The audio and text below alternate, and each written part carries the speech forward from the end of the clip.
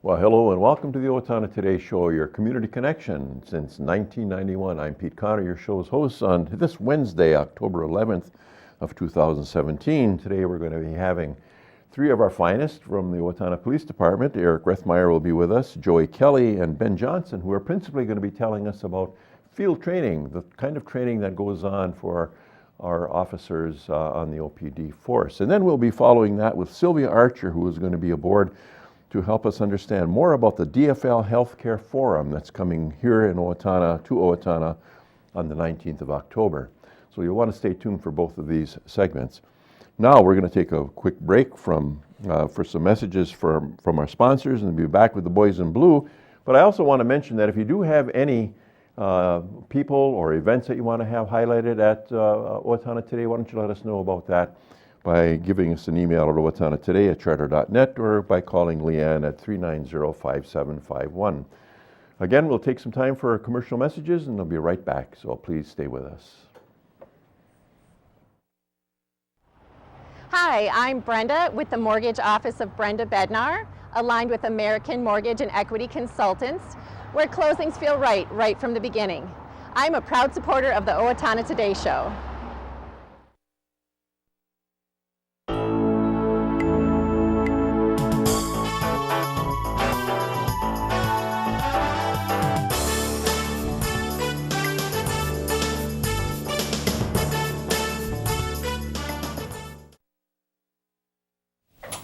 Welcome back to the Owatonna Today Show, your community connection, and welcome again to Eric Rethmeyer, Captain Eric from OPD. Hey, thanks, Pete. It's always a pleasure to come on and spend a little time with you. Excellent. And as well, colleagues, Joy Kelly and Ben Johnson, officers with the force. Thanks for having us. Yeah, it's good to have you guys. We're going to talk about some of your ongoing training. But before we get to that, Eric, why don't you help us to know more about Joey and Ben? Well, sure. Well, Ben Johnson, sitting to my left here, far left, he's one of our field training officers.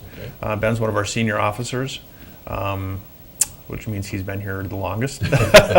And he's been, as an FTO, working for us, probably a couple of years now. Okay. So he spends about a good portion of his career so far in the past couple of years training another employee. All right. And then Joey has been with us only a few weeks. He just came out of the most recent hiring cycle that we had, and he was our first hire out of this cycle, and he's been in FTO for about 2 weeks now with Ben. Okay, good. Ben, why law enforcement? I just rode with my cousin who was a police officer in Waterloo, Iowa, and I thought I would do that job for free. Yeah. It's a fun job. It's always different. It's you got to be able to do a little bit of everything, sure. And it's fun. You just never know what you're gonna do when you come to work that day, and it's just an exciting job. Good. Joy, how about you? Why? Yeah, I'm going to piggyback right on that with the addition of it's just a great feeling to know you have an impact on people and making somebody's situation just a little bit better for them. So that's why I wanted to get into this job. Excellent. That's commitment, see, right? Right. That's commitment. I mean, that's more than an interest. It's a commitment. Part of a philosophy. Yeah. Let's talk about field training. What does it mean? Well, it's really encompassing. So we just get done with the hiring cycle. Mm-hmm. So it's not a matter of just putting an ad in the paper and 2 weeks later we have an employee and we're ready to send them out in the streets. Mm-hmm. There's a whole complexity, if you will, before we even get Mr. Kelly or Joey into a uniform, where we go through a series of interviews, physical examinations, psychological examinations, and then we actually hire them, we get them in uniform. And then we're still not ready to put them out on the street yet, and we have a 16-week FTO phase, if you will, where we have him working with our field training officers for a month at a time, and then they'll switch to another FTO, and then they switch to another FTO, and then we bring them back with their original FTO at the end and see what they've learned. We talk kind of ingest a lot in law enforcement that in Minnesota anyway, you have to have a 2-year degree or you have to have a 4-year degree to get into law enforcement. And then there's the skills component. But really, I think we joke a lot is you don't learn anything until you get into the FTO. You can throw everything else out the book, you get all the academics done, but the actual learning process happens through FTO. And that's where guys like Ben come into play and really kind of lay the foundation for them to become really, really awesome officers for the city of Owatonna. Yeah. So before actually doing anything, riding, driving, the 16 weeks that's what Joey right now is doing. Correct, yep. And typically it's 16 weeks. Sometimes we'll have somebody that comes in that's got a little bit of law enforcement experience. Actually, we have an officer that's just hired right now, and I don't want to paint a picture of what he's going to take for FTO, but he's got a little bit of Owatonna experience. He grew up here. He's been a police officer in Spencer, Iowa for 5 years. So in likelihood, he may not take 16 weeks. But we always prepare that it's going to take a person about 16 weeks to get released on their own to do a solo patrol work for the city. So Ben, is Joey under your tutelage right now? If you will, yes. Yes, this is his phase one, and like Captain Rethmeyer said, there's 4 phases. This is the initial one, and each one of those phases will have a certain number of tasks of things that you want to be able to say that this person is proficient in before you give them the blessing to move on to the next phase in FTO. And each one's scheduled for 4 weeks, but sometimes they'll be shorter, like he explained, and or maybe just a little bit longer. If sometimes geography for people is a thing that if they're not from here, might be something that's a little bit difficult. But we all have different things that we're better at and stuff like that. But yeah. So what are some things that are under this first phase of training? Basically, a lot of the first phase of training stuff is going to be your familiarization with the city. A lot of the things that you're going to basically have to do to run the squad car by yourself are the things that you want to cover first. So just your routine driving, pursuit driving, a lot of the familiarization with the city, other city landmarks and organizations and things like that. So those are the things that you cover first. Obviously, your interviewing and some of the basic. A lot of it's learning. There's a lot of technology that we're going to use that you wouldn't use in anything else. So it's not like you could be an accountant or something like that and just move into this and slide right in and be able to use our CAD or our computer dispatching right away. So it's something that you're going to have to familiarize yourself with right away, and that's what he's doing right now. Joey, what are you seeing as the challenges of this kind of training? What are some, as Captain Rethmeyer said, you come out of school, you've got the basics, the academics, and all of a sudden now you're here and you're going to learn the Owatonna way. What are some of the challenges you're finding that, make you look back at that Hennepin County training program and say, ooh, I wish they would have had that there? Sure. I think that school is one thing and actually working is another, and a lot of the theories that you hear at the schools maybe when you get out there are a little bit different. So there's that aspect that you're adjusting to. And then, like Ben said, geography can be a little bit tricky. I'm from the South Metro, not from down here. So just coming down and learning the geography, learning the streets, the cross streets and all that. So. Okay. So basically, where am I? Kind of stuff, right? In any given day, where are you going to be? And maybe there are differences from one part of the city to the next part. You go to Industrial Park as an example. Absolutely. Yeah. Yep. Yeah, good. What happens after phase 1? Phase 2. Good question, Pete. Yeah. Phase 2. What are some of the things you'll be covering there? You know what? I would go back to Captain Rethmeyer. Okay, very well. The phases are set up so you progressively start taking on more responsibility throughout the 16 weeks. So right now, Joey doesn't have too much responsibility. Really, Ben is still steering the steering wheel, if you will. So much of what we do in the first phase is encompassed by technology. When I first started in law enforcement a long time ago, and not in Owatonna, but in Iowa, I had a police radio in my car, and that was it. I didn't even have an AM/FM radio. I had nothing. And now they got a computer and the radar, and they've got all kinds of equipment in there that they need to learn how to use before they can function as a police officer. So it's learning our systems, our reporting systems, our dispatching systems. It's really difficult. So you got to have that background before you can move into taking on more responsibility, where I start handling calls. Okay. So once he learns that in phase 1, now in phase 2, he starts handling more calls for service, right. Where he'll be more of the primary officer, and Ben or whoever's FTO will kind of stand back a little bit more, and let's see what Joey knows, or the FTO or the trainee knows. And sometimes they stumble along the way, and that's when the FTO steps in and says, okay, this is what we need to do. Sometimes it's not, I'm going to step in and take over for you. They do it really subtly. They just move in. They're very, very good at what they do. And it's real seamless. Like, you would ever know that the probation was struggling with a particular call, because the FTO will just seamlessly transition in and start taking over that call. And then we go to phase 3, where for the most part the trainee is running the car, and the FTO is just kind of sitting there. They're taking all the calls for service, or writing all the reports, making all the contacts with our citizens, and in person-to-person contacts, until they're really comfortable with doing that. And then when we get to the 4th phase, you'll see, once in a while, I'm sure you'll see our officers out in a traffic stop, and you'll see some guy in a sweatshirt standing next to a police officer in uniform. That is actually our police officer in plain clothes. They're just serving as a strict observer to what's going on to the probationary officer. So if they're out making a traffic stop, Ben in this case would be out just in a sweatshirt or something like that, just watching to make sure Joey does not get into trouble, or he gets into a situation that he doesn't have the experience or the practicality to handle yet. So we get through phase 4, and then we put them out on their own. So really, it's just a progressive responsibilities, if you will, from very little at the beginning to doing everything on their own. Right. Ben, is this you're assessing? In this case, you're assessing Joey as well. Do you have some power of, like, pass-fail over Joey's performance? I mean, if you say, I don't think this guy's going to make it, you know, can you say that? I mean, is that part of the deal, or? I don't have any pass-fail power. I don't make that decision, and I'm not really assessing. I guess I am to a certain extent. However, I'm basically just documenting what happens. And then I document also what I do to try and fix whatever problems we might have, or what we're doing well, and reinforcing that that's the behavior that we want to continue to see.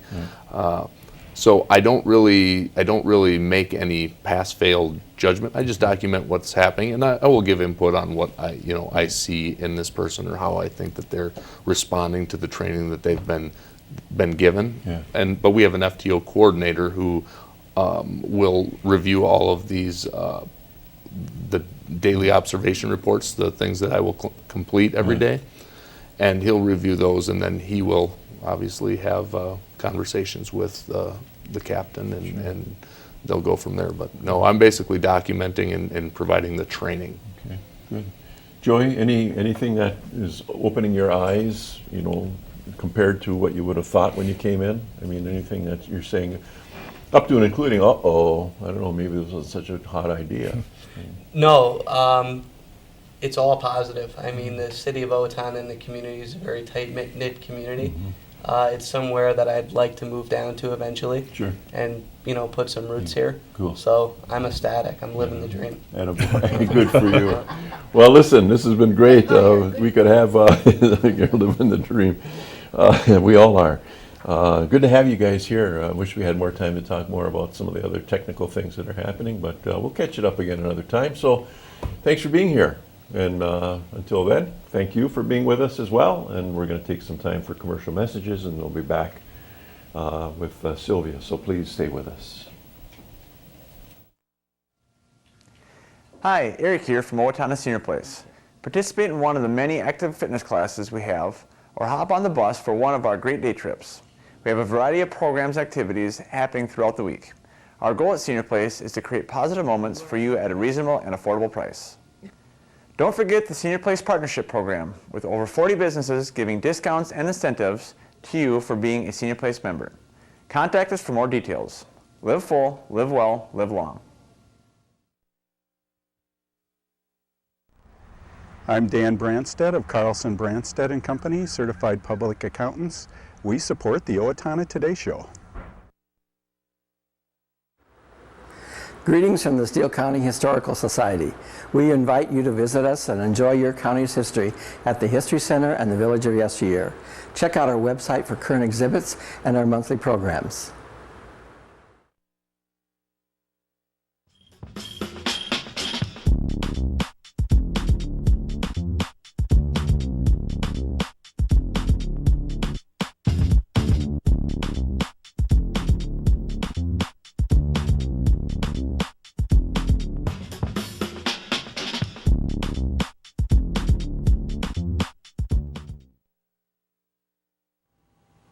Hello, my name is Katie Marshall. A year ago, my family and I became homeless. We were scared and alone. Today, with the help of Steele County Transitional Housing and generous donors like you, my family and I are safely housed. I am working, going to college, paying my rent on time. My children have a warm bed to sleep in every night. My family and I are so grateful for this second chance. Please help others in need by donating to transitional housing today. Everyone deserves a safe place to live. Well, welcome back to the Owatonna Today Show, your community connection, and welcome to Sylvia Archer. Thank you for having me on the show. Really appreciate this. Yeah. It's great. Sylvia and I have connected a long time ago when we were both involved with, I guess we'd call it the Sister City program with Liberia, Costa Rica. And Sylvia was involved in that. I don't know exactly how it was, but I know she's bilingual in English-Spanish, so that was important. At any rate, so that's been that long. It's been a while. It's been a while. Yeah. So, but anyway, you're going to talk about something different today. Right. And that is about this forum that's upcoming to talk about Right. healthcare, about single-payer healthcare. And first about you, besides being involved in Sister City, what's been your deal? I'm very passionate about improving our healthcare system at this point. I can share some of my own horror stories from myself or from other people that I know, but I'm sure that everybody else has their own. One of the strong points that really drove me forward on this was being a primary caregiver for somebody who was dying from cancer, and even though they had excellent health care coverage, still were not getting the care that they needed. And to me, that is just immoral, wrong. So, and my sister, who lives in a different state, had some huge, health issues, and she originally was not destitute, but now she's like living, she has to count every penny because of the setback she had from healthcare costs, and that to me is immoral. So that's why I'm passionate about this. This whole thing that's going to be talked about now, come on the 19th. That is the date, right? Right, yeah. October 19th. Right. We should October highlight that. 19th. That's October 19th in the Gainey Room of the Owatonna Public Library, 3rd floor. Yep. And 7 p.m. to 7 8 p.m. or to okay. 9 p.m. And who's going to be the presenter? I'll probably be doing presenting the host, who's going to be Senator. It will be John Marty. John Marty. John Marty. Okay. Right, and this is going to be sponsored by the Steele County DFL. Okay. So. All right. To talk about the and it's more the nuance. It's really what are the targets? What are the goals, the objectives of this, of the plan? Not necessarily the forum, but the plan. Okay. Well, right now our healthcare system is broken. I don't think we need to really be telling too many people that. It's an administrative nightmare. There's no transparency of costs.